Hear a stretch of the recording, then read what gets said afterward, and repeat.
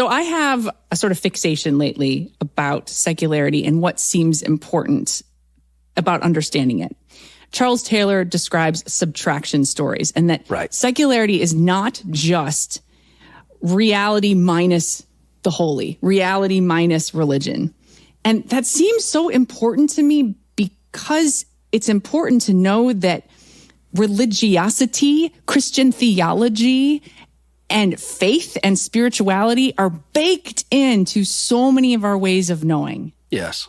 For some reason, you remind me, I was in Vancouver coming out of the train station, subway station, and there was a guy with a sandwich board ranting on a bullhorn about how we were all going to hell.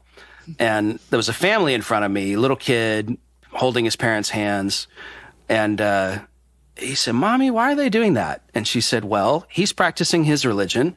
We're also free to, never mind."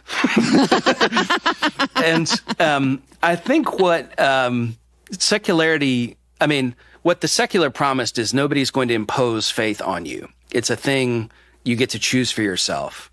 And increasingly what I hear people saying is, all right, cool, I'm free to choose. How do I do that? And what's good to choose? And so what secularity has often ended up meaning is kind of, okay, fine, we haven't burdened our children with the sort of religious encumbrance that we are embarrassed by and harmed by. But those children can also be harmed by having been given nothing. And so we give the impression choosing faith is like standing in the cereal aisle and choosing a cereal because we're consumers, so we don't have any other way to think about these things.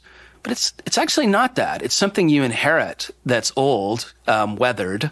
It's not that it's not done harm. It has. And so we're going to try and practice it in a way that makes for blessing for our neighbors.